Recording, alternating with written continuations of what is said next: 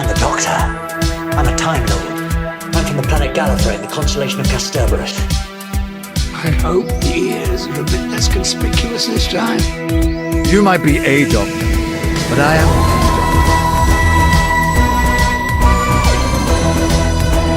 I'm a doctor, but probably not the one who looks good.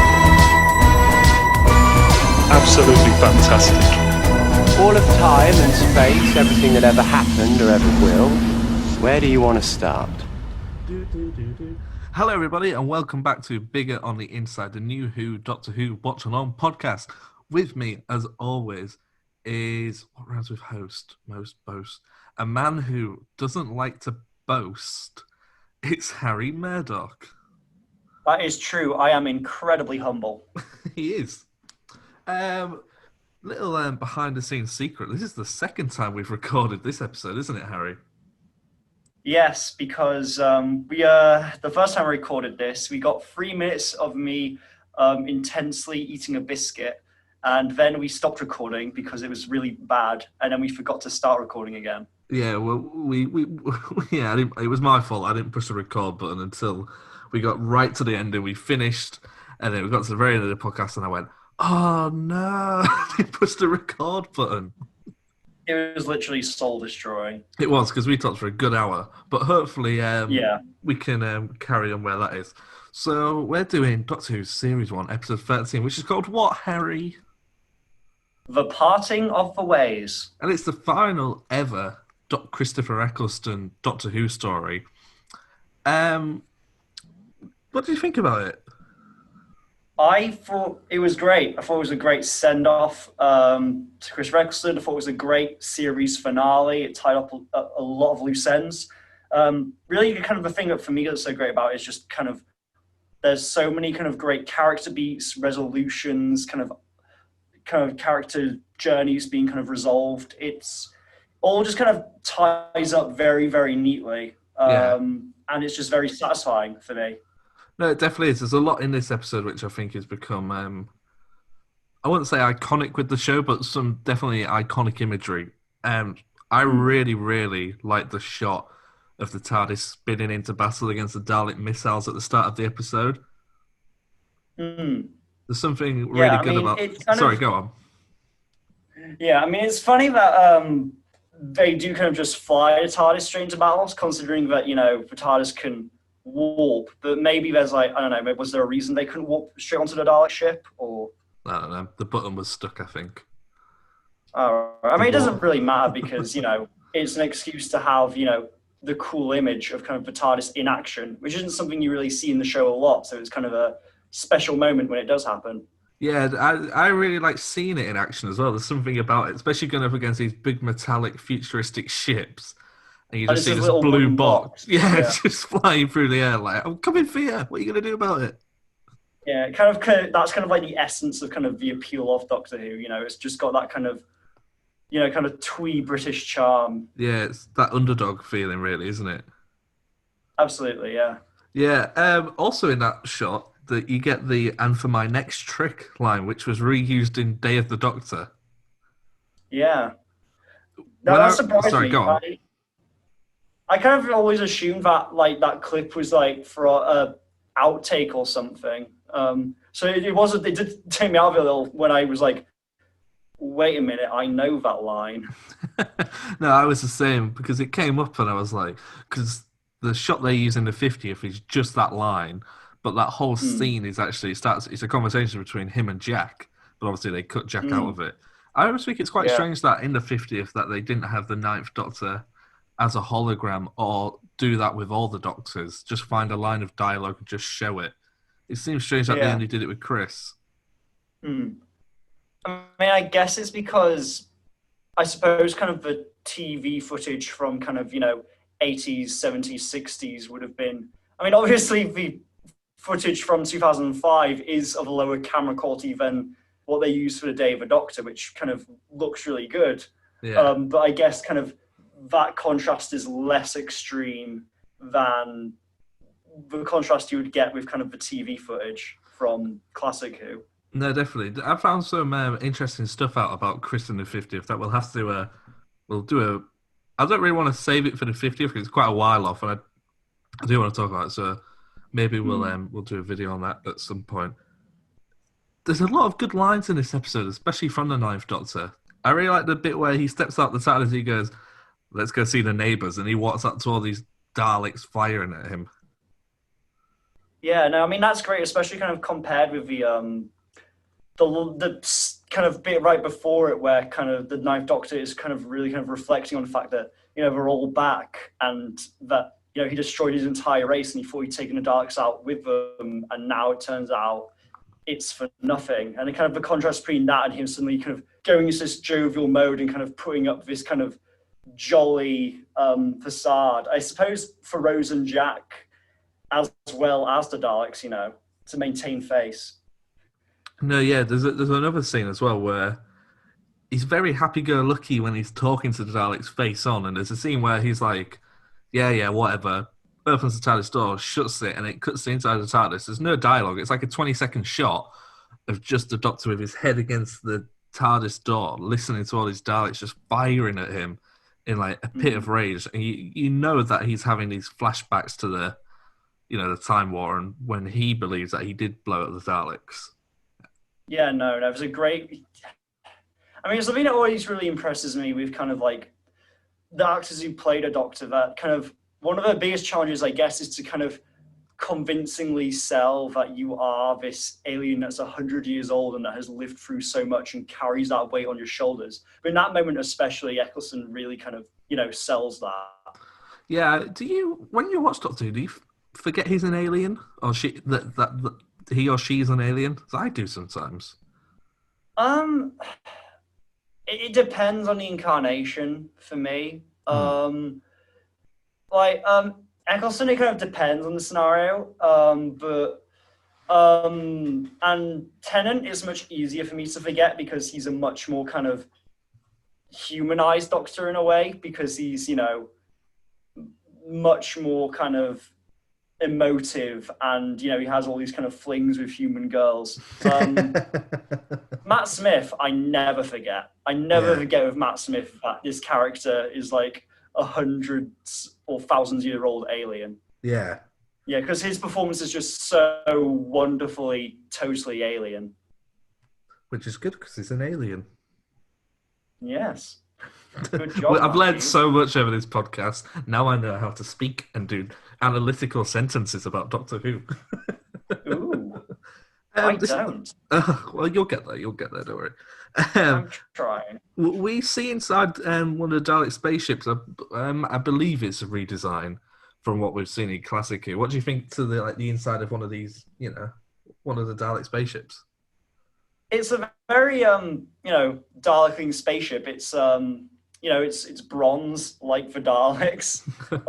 You can kind of definitely tell it's kind of like the same kind of made by the same race. Yeah, alien species. I know when they were designing the Emperor Dalek, there was that sort of, well, we need it to look different, but we've got to keep like the bumps that a Dalek could have, and it's got the same headpiece. But apart from that, it looks nothing like one. It's not the same shape. It's not the same height. You can actually see the Dalek itself. The Emperor Dalek is a really cool design. I mean, one thing I do wonder about the Emperor Dalek is that kind of, was the Emperor Dalek created by the other Daleks? Was he created by Davros? I do not know. I know that because I tried to do a bit of research, and from what I could figure out is that there have been several different Dalek Emperors that have been different characters, if you know what I mean. Like, there's been different Davros actors, but it's still the same character, whereas it seems that Dalek Emperor gets passed down. So it's like a title. Yeah, almost, yeah. But they don't really explain it. I know it's been in Classic Who before, and the new Dalek web series we're getting, he's going to appear in there. But each incarnation looks slightly different and seems to get weirder and bigger each time. Maybe it's a thing where when you a Dalek gets appointed the rank, they get kind of an upgraded armor or something. Yeah, almost, yeah. We mentioned it there, Davros. there is no Davros in this episode. It does seem like if they were to do this story now, you would have Davros instead of the Dalek Emperor. Why do you think they didn't include Davros? I reckon it's probably because they're introducing kind of so many people watching this. Doctor Who was, brand new, especially to kind of young viewers. And this series kind of already introduces so much, perhaps to introduce then kind of Davros, this strange looking kind of man who travels in kind of his own little Dalek kind of mobility vehicle. Perhaps that they felt would have been kind of a step too much, and that would have overwhelmed new viewers. And perhaps the concept of an Emperor Dalek they thought would be much easier to digest. Yeah, and even though the Emperor Dalek is quite a big part of the story, he doesn't actually have a lot of screen time. So I imagine it would have been, if you're going to have a character like Davros, you want to justify having that character. You just want to have him appear and then disappear. You want to be, this is a Davros story. Yeah, absolutely. Because you look at Davros now, and since the the show's returned, we've only had Davros twice. Twice, isn't it? Yeah, David Tennant and then Capaldi as well. Yeah. Was it the same actor playing Davros both times? It was. I think his name's Julian. I can't. His second name does escape me. Oh, that could be his second name. But there isn't much online about him. Obviously, because I've tried to contact him to have him on the show, but I can't find anything about him. So subscribe and maybe that'll happen. I don't know. I can kind of imagine that it seems. I think that I don't imagine this Christmas special, but I can see it, like, say, for a third Christmas special or something. I can imagine them bringing back Davros for the 13th Doctor. I can see that happening. Yeah, I'd like to see that. Yeah, because Jodie played really well with the Master in the last series as well, so it'd be good to see Davros as well, I feel. Yeah, and they've already kind of they seem to be establishing this kind of theme of Christmas/holiday specials are going to be Dalek stories. Yeah, I like that. I'm digging that. Yeah, so you probably are right. Probably not not 2020 special, maybe 2021, if we get one in 2021, or 2022 special, it'll be a good chance we'll have Davros. Yeah. Lady Davros, I hope, just to annoy everybody. If I was in charge of Doctor Who, I'd do that. Davros is a woman now. Just give him a blonde wig. That's it. Same actor. Nothing else changes. Just a blonde wig. And no one ever addresses it. Sure. Why not? Timey-wimey ain't happen, right? Talking of blonde people, Rose Tyler is in this episode, and so is Linda. That's such a weird transition. What's that? I told you I'm getting good at this now. Talking of blonde people. Okay. Linda's in this. There's definitely a thing with the Doctor and Linda, don't you think?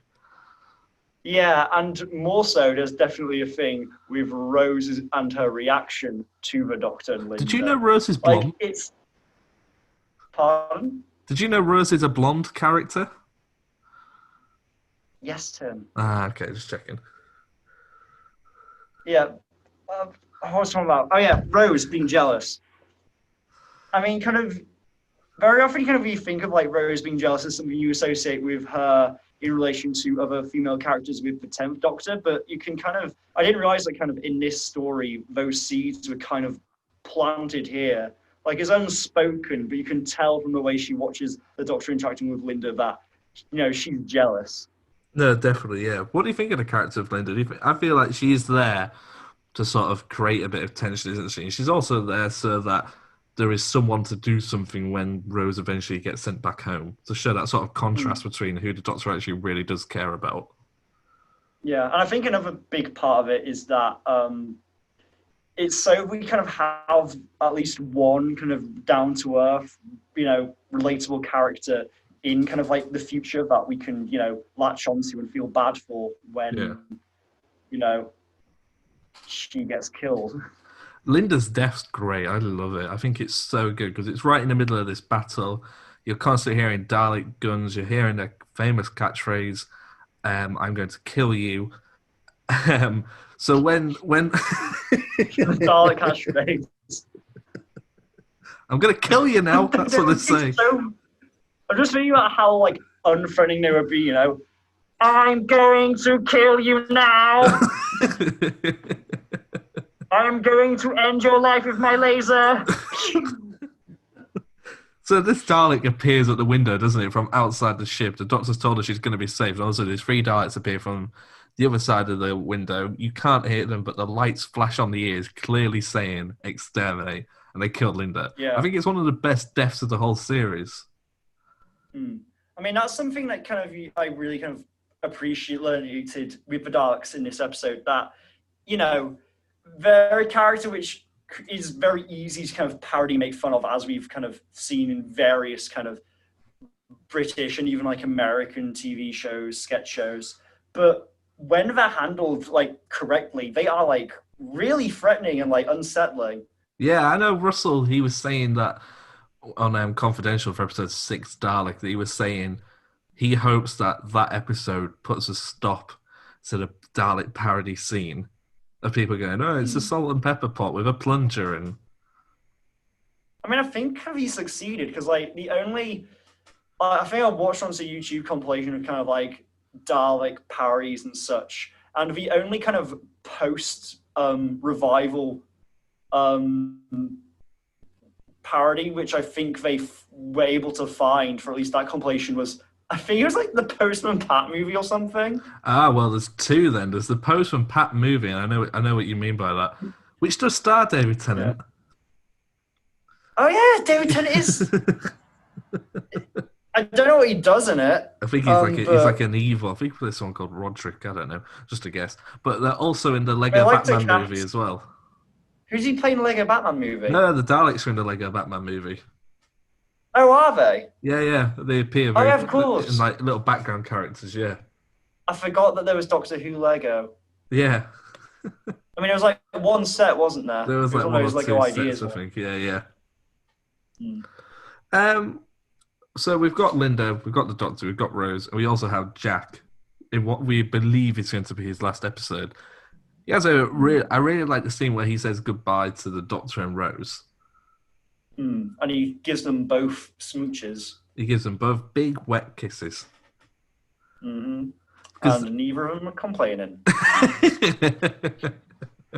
Yeah, because I watched an interview with Barrowman where he said that he was a bit concerned about that scene because he didn't know how to play it, because there is obviously an affection for Rose on a romantic level with Jack, but that kiss doesn't signify what's the word I'm trying to say? Signify that. It signifies friendship and just a general love of a human. So he says however he kissed Rose, he then has to kiss the Doctor exactly the same. He just wanted to kiss them both. Is it the first time as well that the Doctor's been kissed by a dude? Is it? I don't know. I mean, this is the only other time the Doctor has kissed anyone before this point was Paul McGann in the TV movie, right? Yeah, so it probably is then. Yeah, I mean, I know that there's kind of been like that kind of evolution over the course of the series of kind of the Doctor developing a sexuality of any sort. Because I know that Tom Baker has kind of gone on record to say that his Doctor was I'm trying to Horny. think. No, like kind of, you know, that he didn't really have any sexuality. Yeah, I suppose I think maybe that's the same with Jodie as well at the moment, but I don't really think that's a character point. I imagine that's more of a writer's idea of going, we're just not going to write this Doctor with a sexuality, because if we do, then it brings up deeper issues about the character, which we're then going to have to explore as well. Do you have like, do you prefer the Doctor to kind of have like a romantic streak or not? Because I know it's kind of something that lots of people have different opinions about. Not every incarnation, I don't think. No. 9's had one with Rose, but it's not in your face. 10 clearly has one with Rose, which is slightly in your face. He then doesn't have one with Martha. With Donna, they're just amazing friends. Matt doesn't fancy Karen. 11 doesn't fancy. Doesn't he? Yeah, he gets with River, but he doesn't fancy Amy. Does he fancy Clara? Oh yeah. All right, yeah. 12 doesn't fancy Clara. He has like Tw- the one scene. 12 has like the one episode of River, and then there's some people read into his relationship with Missy as being a romantic one. I don't know. I think that's maybe the other way. And I also feel like it's maybe just to tease the Doctor. Right. And then 13, we don't know. There's been no... Maybe she's just a big fan of the chase. Maybe she was meant to get Ben Shepherd, but she accidentally got Bradley Walsh. Wait, who's Ben Shepherd? He presents Tipping Point. That's like a deep ITV daytime TV cut. It is. Or Andy Peters from This Morning, from Good Morning Britain. I think every future Jodie companion should just be a different ITV game show host. It's Philip And yes, my Schofield main next. reason for saying this is that I want Stephen Mulhern to be a companion. Well, he's just doing magic all the time. Well, I love Stephen Mulhern, okay? Stephen Mulhern's great. I know it's just nothing to do with Doctor Who, but Stephen Mulhern is like overlooked. He's a national treasure. He's Or great, should isn't be. he? He deserves national treasure status. The Doctor and Rose have a really nice chat in this episode just before he sends her back, where they're sat on the floor and they're just having a nice chat, and he's like, how come you haven't said, let's just leave, we don't have to be involved in this?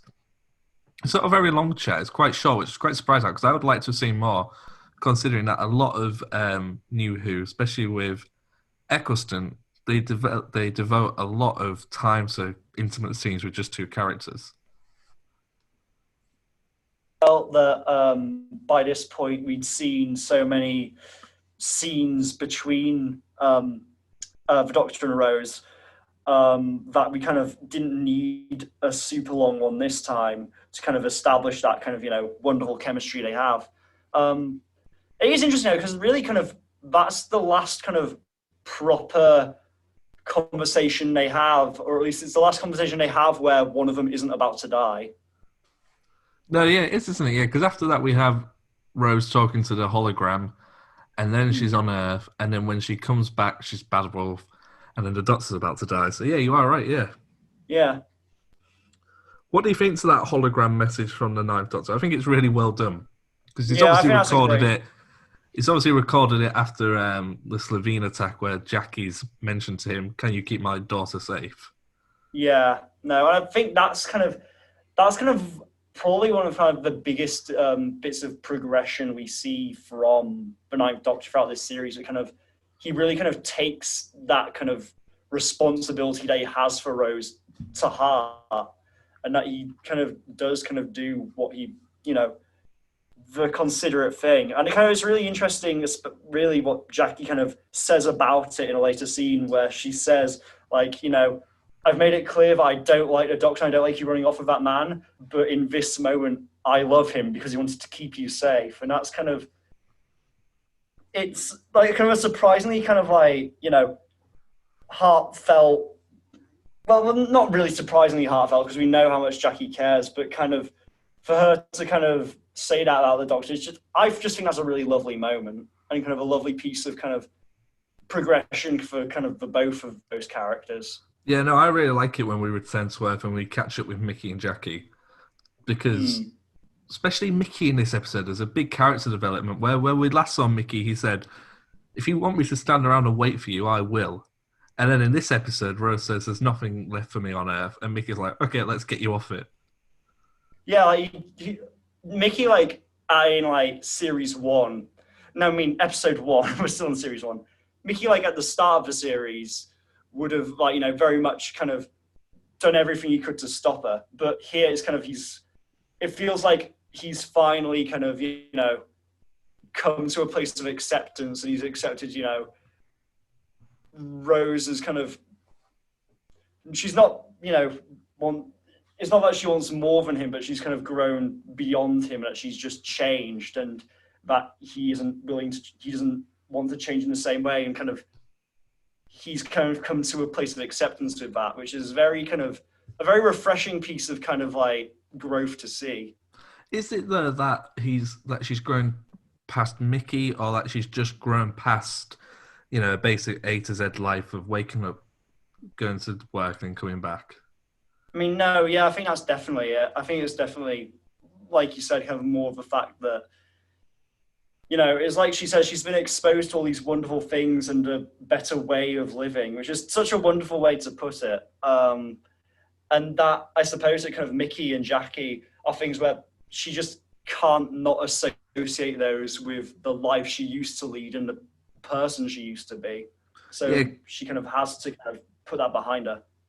Yeah, it's really well shown as well when they have that conversation in the takeaway where Mickey and Jackie are just talking about a new pizza restaurant, and Mickey says, "Have you tried that new pizza restaurant?" And Jackie goes, "No, what do they sell? Pizza?" That's it. And it's just really boring, funny, everyday conversation. But Rose is like, 24 hours ago, I was on a spaceship. Yeah. Last thing she just really kinda, is thinking see about it, like, is just pizza. brewing in her, yeah. Mickey loves his Like, pizza, you can just doesn't he? Like, you can kind of like see in that moment that just Rose does not belong there. She isn't a part of that world anymore, and she shouldn't be. Yeah, definitely. So while this is all going on Earth, back on Satellite 5, Jack is recruiting his team of, his team to help him somewhat defeat the Daleks. He gives advice to them in which he says, just use this normal gun, shoot it with a bullet, it'll rip the Dalek clean open.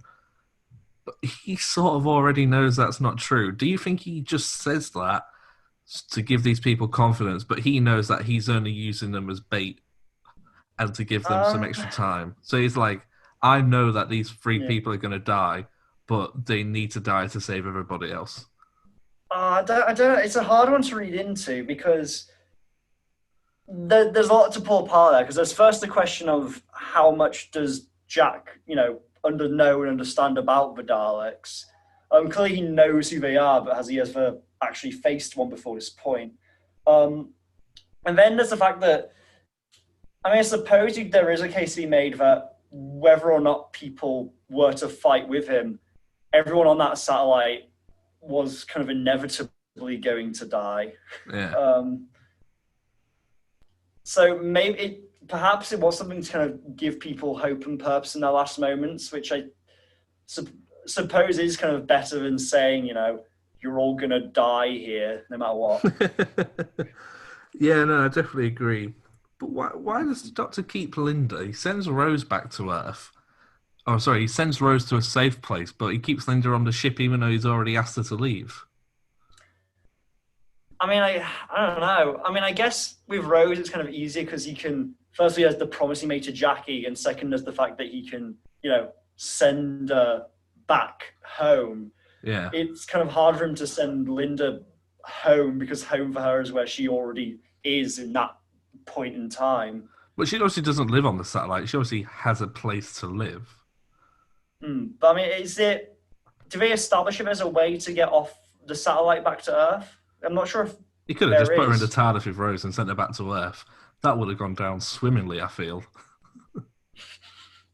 Or someone from the far future just hanging out around in the 21st century. No, I just mean Rose's frustration of being sent back in time with this woman who clearly fancies the Doctor. It would be funny. Yeah, it would. I'd like to see it. It would be funny. It would kind of take away from what's going on in the 21st century. But there's a really nice scene back on Earth where Rose tells Jackie that she's seen Pete Tyler. Yeah, that's a really great scene. And it's kind of a great example of kind of how kind of even kind of episodes not written by Russell, which I guess you wouldn't expect to tie into the overall series arc, are established and used and bring the story to a resolution.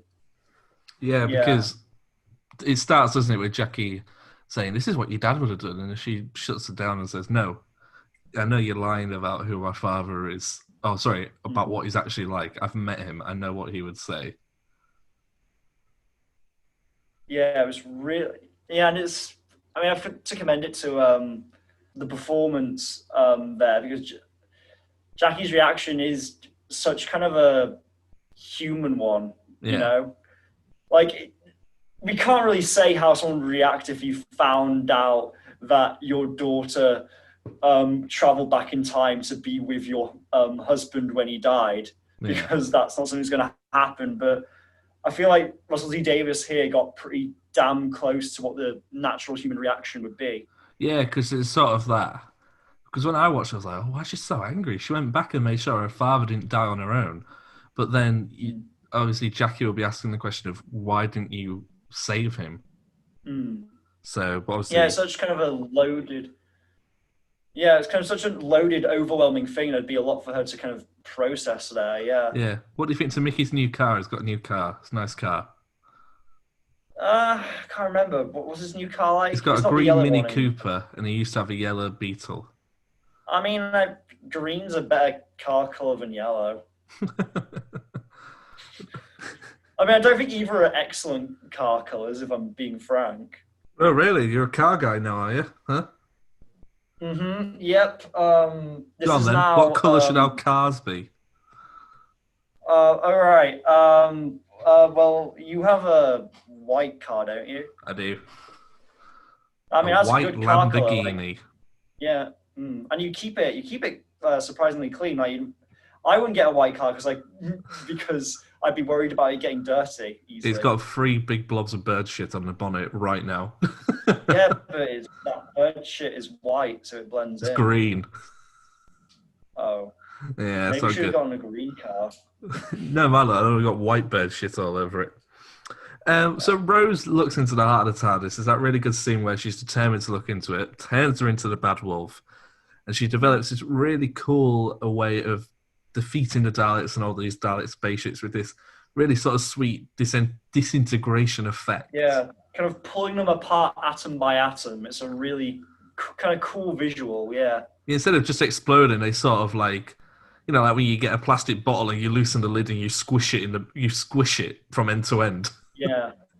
It's this really good effect. Yeah. Isn't there a scene where she catches a Dalek laser as well, or she like just stops it? Yeah, she is. Like, she puts her hand out and catches it. Like Darth Vader style. What do you think to that, to the actual Bad Wolf? Because obviously that's like the series, isn't it? That's what this series was leading up to. Yeah. No, I think it's a cool kind of twist. I feel like perhaps some people might argue that by this point in the show, kind of like the answer to a mystery being like it's the Doctor or it's the companion or it's the Doctor and the companion. I'm sure you can find examples for all of those. By this point in New Who is getting to a point where it can be a bit cliche if not handled correctly. But here, I think it's like an effective twist. Oh yeah, definitely. Yeah, I wish we could have had a bit more time of Rose with Bad Wolf powers. I feel like we get like 3 minutes and that's it. Yeah, and it would have been interesting, kind of, because there's kind of a question of how much of Rose in that moment is still Rose and how much of it is the TARDIS kind of channeling itself through Rose. In a way, it's almost kind of a precursor to the Doctor's wife in that sense. Yeah, that'll be a fun episode. Especially That's a Neil Gaiman episode, and you recently recommended his series Good Omens. Oh no, it's like a Neil Gaiman episode. Yeah, it is. Yeah, I didn't even realise. Yeah. Call yourself a fan. Yeah, I do quite like Neil Gaiman. But talking about this, this kind of feels like a precursor in the fact that kind of also the way the Doctor reacts. Yeah. It's to me kind of the way that when she talks about how like she can see like all of time and space and how it hurts, and the Doctor kind of says that's how I feel. I don't know if like this is just like me like reading too much into it, but to me it seems like he's almost kind of like attracted to Rose kind of more in that moment because they can kind of connect through that kind of shared knowledge of kind of time and space. Yeah, especially when you look back to the first episode and he doesn't want a companion and he stops Rose and he says, I can feel the spin of the earth and I can feel us being pulled into the center of it, and he does that really nice speech about the earth spinning. Yeah. And she's like, what? It's just like too much for her to comprehend. Yeah, it's also in this scene that we get that they finally kiss. Looks like you need a doctor. Oh, played the clip right there. That was the exact audio clip. And from the Harry episode. also, he's got someone in the room as well. Nobody can see this, only I can see this, but Harry sat with someone who's just very quiet, and he just turned to him there and gave him a little kiss. Oh, you want to kiss Chris? you okay about Mr. Eccleston? Okay. Thank you, Chris. You're welcome. What is this? 13 episodes, and I think we might have lost it. I just kissed my good friend Christopher Eccleston. What who is... No, don't worry, we're in the same bubble. We're good. I can't wait until you become an actor and one day maybe work with Christopher Eccleston. And I'll go, hey, Mr. Eccleston, can I show you this? Oh, God. Here's I'm my sure friend he's not Harry a good pretending humour. he's kissing you on a podcast. I'm sure he's a man of good humour. has- If you ever do come across this, Mr. Eccleston, I'm a big fan of your work. You're especially good in Come Home and The Second Coming, as well as Doctor Who, of course. I'd love the opportunity to work with you. That's a kiss you. Why'd you say that? Why'd you say I that? mean, if that's in the script. I think the Ninth Doctor has some of the most iconic last Doctor lines, doesn't he? As in his regeneration scene. Yeah, I'll get into his actual regeneration, but I think his lines of, I was going to take you to so many places, going to go to Barcelona, not the city Barcelona, planet Barcelona, they have dogs with no noses. Imagine how many times a day you'll end up saying that joke and it's still funny. Maybe I'll come back with 2 heads on no head and don't say that's an improvement. I'm surprised I remember that. Yeah, it's kind of but yeah, it's kind of like the perfect kind of send off for the Ninth Doctor. Kind of how he's putting up this kind of jovial, fun, kind of goofy front, but you can kind of tell that it's masking a layer of kind of real kind of melancholy. Yeah. It's kind of a very quintessential Ninth Doctor moment. I can't imagine that scene working for any other incarnation of the Doctor, which I think is kind of a good sign of a regeneration. Yeah. So we'll go into the actual regeneration scene because there is obviously a big backstory to this because it wasn't originally planned for Chris to leave at the end of the series. So, Harry, would you like to know more? Yeah, tell me about that. Oh, I want to talk about the regeneration first. No, I just said, would you like to know more?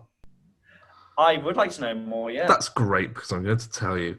So, around halfway through the series being aired, around the Empty Child Dalek time, it was announced that Chris would be stepping down from the Doctor, and they announced that Tennant would be replacing him.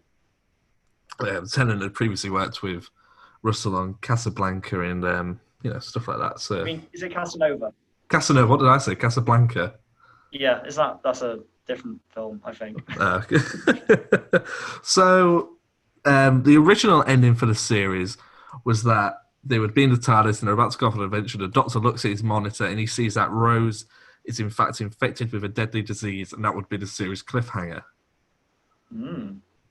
So they actually filmed this with the full crew, already knowing that they were going to film the regeneration scene that night. So that was never intended to be the series finale? Not by this point, no. They had filmed it knowing it was never going to be shown. Okay, so when Russell originally wrote it, it was going to be the series finale, but by the point they got around to filming, they knew Chris was stepping down. Yeah, but they filmed it so that the crew would believe that that was the end, and then later that night they came back with a smaller skeleton crew, people doubling up on jobs, and filmed the actual regeneration scene, which wasn't really kept a secret from the crew, apparently, because apparently the next morning people turned up and went, oh, how did the secret filming go last night? Which I think is great. Chris was only contracted for the one series, so there was no disagreement there about, well, you've signed on for 2, you've got to do the 2 or anything like that. Yeah. And equally, it wasn't a thing where he was booted off the show earlier than expected. Yeah, and if you actually watch the scene, you see Chris say, You know, so that was fantastic, and so was I. His arms fly back, and his head disappears. But when you actually see the close up of the face, it is already David Tennant's face, just very brightened, so you can't really see it. Which is why all of a sudden Okay. you see the hair go poof out the side of It's his just head. that because that's the one thing I always notice when watching the regeneration scene. The thing that always sticks out to me is that kind of hair, like kind of poofing into place. Yeah, yeah.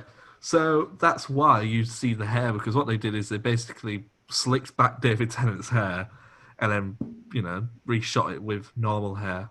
So there not Right. actually a morph there because I believe Tennant's scene was filmed about 3 to 6 months later. Yeah, interesting. So they Very just interesting. marked out on the floor and said, stand there. Yeah. I wonder if Billy was even like on set for that because he probably wouldn't have had to be because they could have just had her reaction shots from the last shoot. Well, I think Billy was there. I'm trying to remember. I watched an interview with David. I think she was there, and I imagine she would have been because the first time we actually see the 10th Doctor is in the short comic relief thing, Born Again, which has Billy in it, and I Oh, imagine they might have been filmed around the same time. that would make sense. Yeah. Yeah. So I imagine Billy would have been there, yeah. Yeah. Interesting. Is there Very anything from this interesting. episode that we haven't talked about? We haven't talked about our very first moments of David Tennant recently voted the country's most popular doctor. Can I briefly talk about that? Because, Yeah, that ranking. yeah, I think that ranking isn't wrong because it would make sense that Tennant would be voted most popular doctor because when he was a doctor, more people were watching the show, so more people In UK. know him as the doctor. So when you do the vote, people are going to go, well, I remember him, so I'm going to click that one. Yeah, absolutely. But So I understand. I don't agree with the ranking because like Eccleston is like way down there.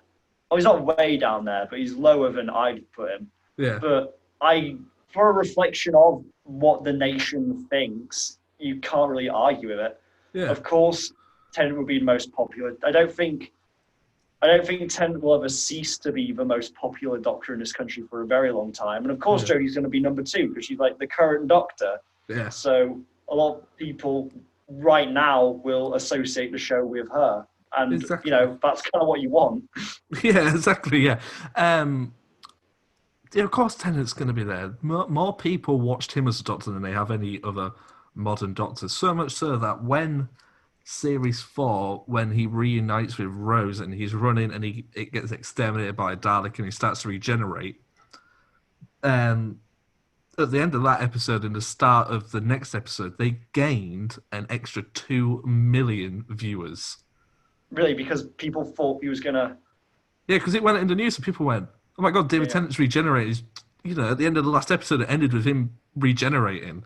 And people expected to tune in the next week to see like David Morrissey appear as the next Doctor. And I mean, I feel like, because I remember, I have a very clear memory of kind of that cliffhanger and the next episode, and I feel like I want to save that for when we get to that story. Same. All I'll say is, when that happened, at the time I lived with my mum, and it happened 5 minutes after the episode went off. My dad phoned up to make sure I was okay.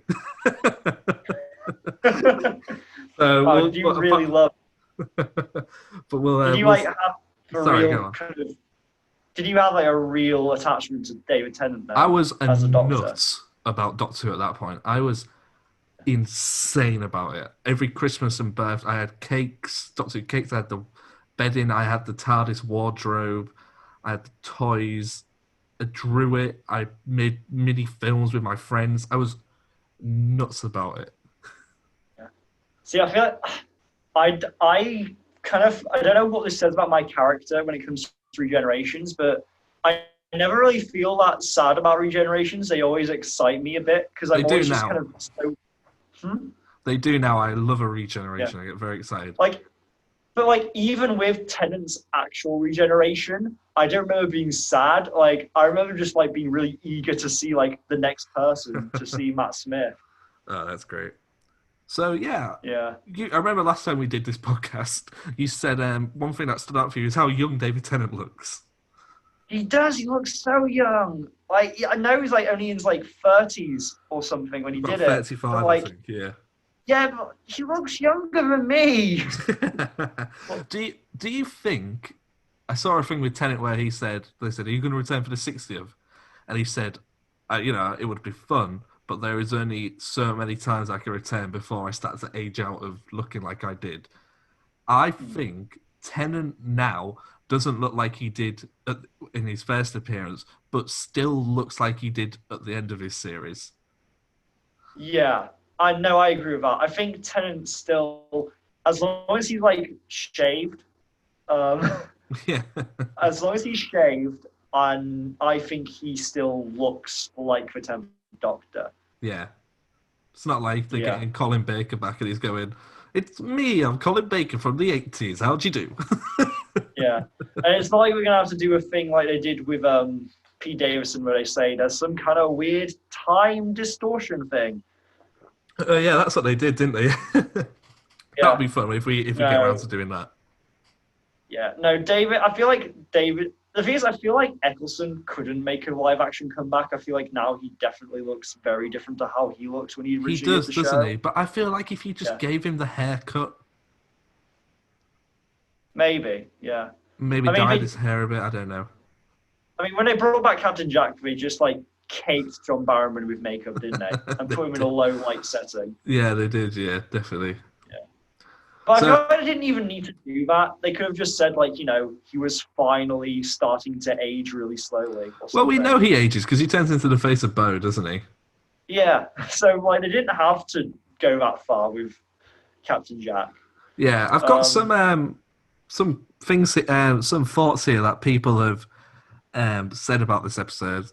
Cameron says this is a brilliant episode and shows how far the Doctor has come in 12 episodes from being a slightly shy, abrasive loner to a happy and open Doctor that he's become. Also, the coward any day line is one of the best in the 57 years of Doctor Who. What's the coward any day line? Do you remember that? It's the bit where he's contemplating between kind of destroying Satellite 5 and destroying the Earth with all the Daleks, or not doing and letting the Daleks go free. And the Emperor Dalek asks the Doctor, "Are you a killer or a coward?" And he just can't pull the trigger, and he says, "Coward any day." Well, yeah, he does, doesn't he? Sam says, "Oh yeah, I've got one. I've just come up. You haven't spelled this right, Sam. You absolute moron." Oh no, sorry, it's me reading it wrong. It's just something. Right, don't call our listeners morons. It's just something I've picked up on through rewatching, and forgive me if you figured it out ages ago, but it only came to me recently. The whole concept of the Big Brother, the TV show, actually being used by the Daleks is a string or shows to feed the Earth information. It's straight out of Orwell's 1984. The idea that Big Brother is watching you is such a brilliant concept that it went completely over my head until I read the book a couple of years ago. So basically, what have I done? So basically, 1984 leads into Big Brother TV show name, which leads to the TV show being used in some way. Big Brother is used in 1984. It's sci-fi cycle, and only Russell T Davies could have pulled it off. Yeah. I see. That didn't even cross my mind, and I've read 1984. Yeah. But no, it kind of does feed into that kind of dystopian theme, especially since that's kind of like the first Satellite 5 show we're introduced to. Yeah. Kobe says it's a great showing of Nine's coward any day and his ruthlessness and his refusal to use the delta wave cements how the Time War affected him. Likewise, the Daleks taking over Satellite 5 and killing Jack and Linda really established them as scary. Yeah, so there's definitely a theme of, this is a good episode. This is a standout episode. Like what you said at the very beginning, it concludes itself very well. Yeah, and there was a lot riding on it because Series 1, I think, is one of the best, if not the best series of modern Doctor Who. That might change when we get to later series, but I think that it needed, a big finale, a satisfying season finale, an emotive finale, and it really just ticks all those boxes brilliantly. No, definitely. Oh my God, Harry, I'm not recording. I can see the red dot, Tim. Ah, damn it! I wanted to trick you. There was like a half second where my heart just dropped. But then I looked up and I was like, I do have some good news there, Harry. Something that you'll be very excited about. wait, It's what only is it? taken 13 hours. You've got to pretend we haven't already recorded this, sir. Pretend to act really That's what I'm surprised. doing, Tim. That's what I'm doing. I'm sorry. acting. Start from the beginning. You're such a good actor, Harry. We do have some good news there, Harry. We do? Yeah. Wait, is this something you've already... What was this? We've got our first email. No. I'm not going to edit around this. I'm going to just leave in the big blooper. But we do have our first email. What? Tim, I was like doing my acting thing. Tim, I was trying. I was trying to do my acting thing. Well, you fooled me twice. I'm trying to use my... What? You fooled me twice, though, because each time I thought, does he actually know what I'm talking about? Yeah, we did. We got our first email. Well, we got it a few days ago, and Harry already was very excited.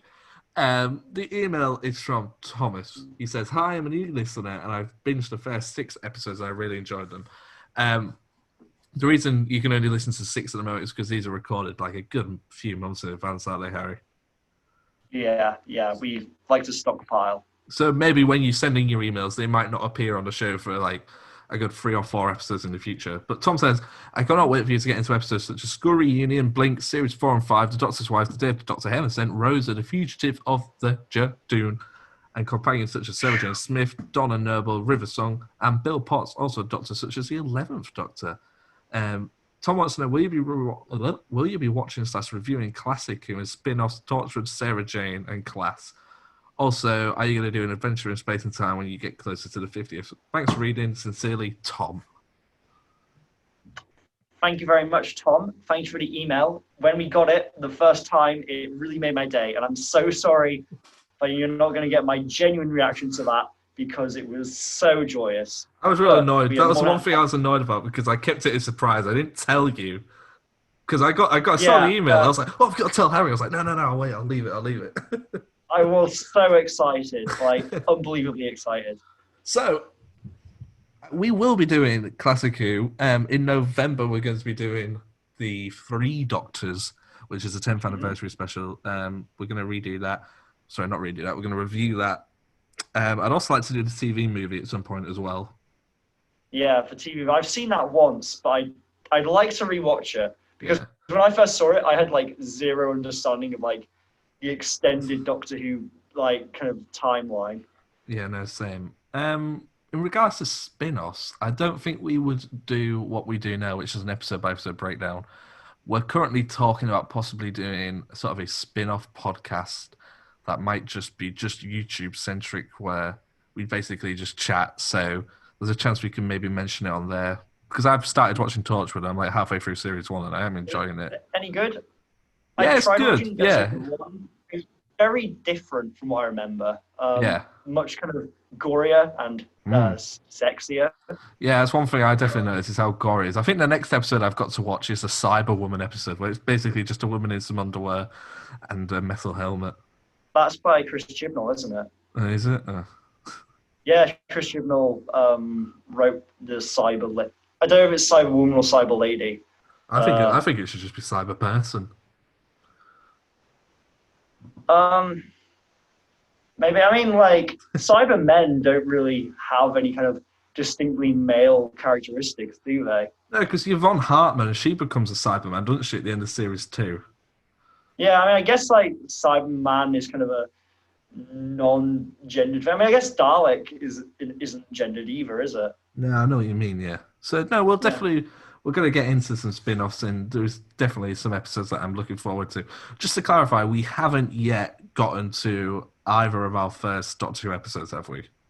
No, we have not. No. But when we do, we will make a point of saying so. They're both different, aren't they? As far as I'm aware, they're both different episodes. Yeah, as far as I'm aware. Yeah, same. Cool. Oh, and when it comes to An Adventure in Space and Time, we will definitely watch that when we get to around the 50th, because I think it was a big part of that kind of year of kind of celebration, and I think it wouldn't really make sense to not do it. No, definitely agree. Not to mention kind of the links to Doctor Who it now has with David Bradley actually appearing in Who, and of course Sacha Dhawan, the current Master. Do we do the 50th? Because the current plan is to do the 50th when it's the actual anniversary. But we'll probably get to the 50th chronologically, timeline wise, before the actual date comes up. So do we just do it when it comes up? I feel that makes more sense rather than going back, because it's quite a significant episode. I don't know. I don't know. Part of me quite likes the idea of kind of doing it kind of chronologically with the show itself, especially because there's kind of, there's like new plot information that kind of impacts the show as a whole. Yeah. Yeah. It's quite a while, so we can wait. Yeah, I'm happy to wait. Just because I feel like, especially when I first watched the 50th, I hadn't watched the show for a good few years. So a lot of its impact is kind of lost on me. Yeah.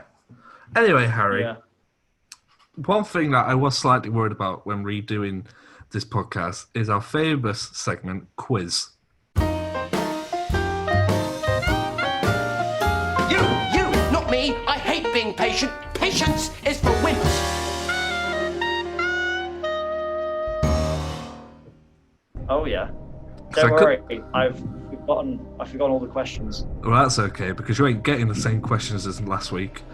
What? You are getting... Oh no, but oncoming storm, something road. You are getting a whole of Series 1 breakdown quiz from What Culture? Oh boy. Well, What Culture might have like easier questions than yours. I know someone who writes for What Culture, so I've got some inside gossip there, but I'll tell you that later. Just for interest, some of the featured articles at the time of the recording are: what is the worst part of your favourite movie? Dark Crystal Age of Resistance cancelled after just one series. Why Supergirl just got cancelled. Pacemaker, 10 things you need to know about the Suicide Squad TV series. 10 upcoming comic book TV shows to be excited about. Friends quiz, who am I, Joey or Rachel? Doctor Who Series 8 reasons Donna Noble saved the Doctor. 10 football TV shows about football. 10 Star Trek episodes that pissed people off. Doctor Who 10 worst New Who villains, and so on. So you ready for your quiz? Wow. How well do you know Series 1? Are you ready? Okay, I feel pretty ready. What is Rose's job? Primary school teacher, postwoman, shop assistant, tube driver. We have like multiple choice, easy shop system. Cool. I'll get your answers at the end, but I know you're right. The Nestine consciousness is hidden beneath which London landmark? Big Ben, the Houses of Common, Kensington Palace, or the London Eye? London Eye, you don't even need to give me the options. Which of the following is not a guest on Platform 1? The Face of Bode, the Mighty Jagrafest, the Moxa Balhoun, the Trees of Chen. I want to say the Mighty Jagrafest. Why? Just because I think they're from somewhere else in the episode, in the series. How many operations has Cassandra had? 102, 220, 337, or 708? I'm gonna go for the second biggest one. 337. Yeah. Okay, get your answers at the end. Actually, no, 708. Oh, I've already clicked it. I've got to accept your first answer. It's fine. Treat it like a proper quiz show. First answer. What place and time is the Doctor actually aiming for when he lands a TARDIS in Cardiff, 1869? Is he aiming for Mauritius, 1838? Oh, Jesus, these are hard to pronounce. Isle, 1845. No, Naples, 1860, or Nice, 1873. I think it's Naples. Okay. This is hard. Yeah, it's getting harder. Which of Charles Dickens' publications does the Doctor call the best short story ever written? A House to Let, The Single Man, A Message from the Sea, The Long Voyage. Oh, the Signalman. Okay. When the Slovene transform, what is the colour of the light that emits from their forehead? Pink, green, blue, or red? Blue. The Doctor briefly holds back the Slovene by threatening to blow them up with what? Alcohol, gas, petrol, or vinegar? Alcohol. Okay. Oh yeah, it is, isn't it? Yeah. What password does the Doctor give Mickey so he can access UNIT and the Royal Navy? This was a question I remember asking you. Is it bison, buffalo, goat, or cow? Buffalo. It's buffalo. So far, a lot easier than the quizzes you give me. So my quiz is a bit harder. Oh yeah, so much harder. The website's crashed. This is great. Let's just say I won. The Doctor, Rose, and the others take refuge from the Raptors in what building? A church, a museum, a castle? Yeah, well done. You know, it's the iconic line, "Get in the church!" Like, What is Pete Tyler holding when he's hit by a car? A vase, a bunch of flowers, a photograph, or a hat? it's a vase. It's a vase. This quiz is balls. What does Captain Jack use to destroy a pair of female robots attempting to kill him? A gravity gun, his bare hands, a compact laser disc, or Compact laser. yeah, not disc, deluxe thing, yeah. Please let that be the last question. You scored 84%, Harry. Oh wow! It turns out I do like Doctor Who after all. Yeah. It doesn't. The correct answer for the number of operations Cassandra had was 708. Ah, I knew it. What does the editor call the mighty Jagrafest? You said peaked. It's Max. Ah, But apart from... What sonic device does Captain Jack possess? You said a sonic diffuser. It's a sonic blaster. of course it was. Who does Rose vote for in the first round of the weakest link? You said Colleen. It's Fitch. Ah, dang it! Apart from that, you got them all right, so well done. Hooray! That was a really boring, long quiz, wasn't it? We'll probably cut that. So that sort of brings us to the end of Series 1 of Bigger on the Inside. Next week we'll be doing a Series 1 recap, which will be coming out. Thanks for listening. We had a quick look into the listeners and the analytics the other day, and I think we were both pleasantly surprised by people actually listening to this. Yeah, it's weird to think that this little thing we kind of did for fun now has like people listening. Yeah. It's And weird. email it in. I'm talking right now, and people are gonna hear it. Yeah. Yeah. So, really, thanks for listening. Do send your emails in whilst the podcast isn't actually on, because there's a chance we'll just read them out in videos anyway, or in second seasons, or follow us on... Oh, I've got the thing here, haven't I? You would have thought after like 13 episodes I would have got the hang of this. You can follow us on Twitter at Bigger on the Pod, YouTube, Bigger on the Inside Podcast, acastshows.acast.com/Bigger on the Inside. Leave us a 5-star review on iTunes and email the show, biggerontheinside@gmail.com. Yeah, so thanks for listening, everyone. It's been very good fun, hasn't it, Harry? Yes, it was great to talk about this episode for the first time. What's one thing about Series 1 that has stood out for you that you didn't think would? What's something that's taken you by surprise? Mickey and Jackie. Really? Yeah. Why is I forgot how well-realized characters they were. And I think that lended itself really well to when we did that one fantastic scene a couple of weeks back. Well, we spent more time talking about them than Yeah, it was the like Ninth Doctor. a celebration of the Ninth Doctor. We were like, oh, Mickey's good in this, isn't he? So is Jackie. So thank you all very much for listening and messaging us. You know, get in touch with us with any episode suggestions or things you'd like us to do. And, you know, we'll take a look at it. So I'll say goodbye. Bye-bye. Now, Harry, would you like to say goodbye? Bye-bye. Oh, was that too loud? Would the Ninth Doctor like to say goodbye? Yep.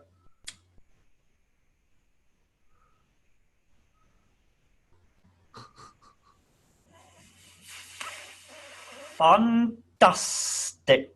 You're not going to do what you did last time? That was much better. I did that for the ranking. No, you didn't. You did it for the episode, I think. No, I did it for the ranking. No, you didn't. You did it for the episode. I swear you did.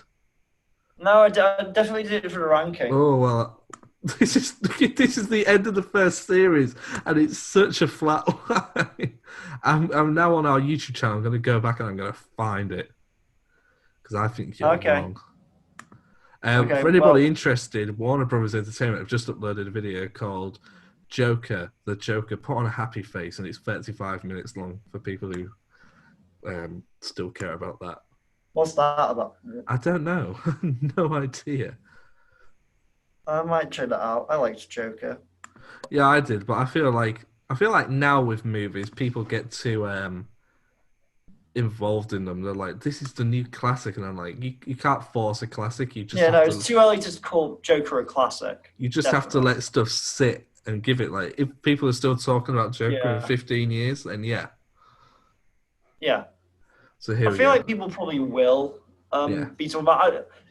The question is like whether people would still be talking about Joker if it wasn't a Joker film.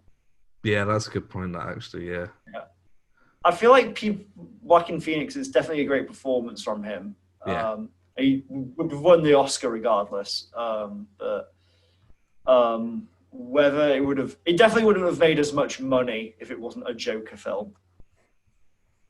You were right, Harry. You did do the Christopher Eccleston goodbye thing in the ranking. Yeah. See, I remembered. So we'll end again. Also, if I like that conversation we sort of half-assed there about Joker. That's the kind of stuff I think we would talk about on our more chilled out podcast. Totally. Yeah. So bye everybody. Say bye, Harry. Bye-bye. Hey.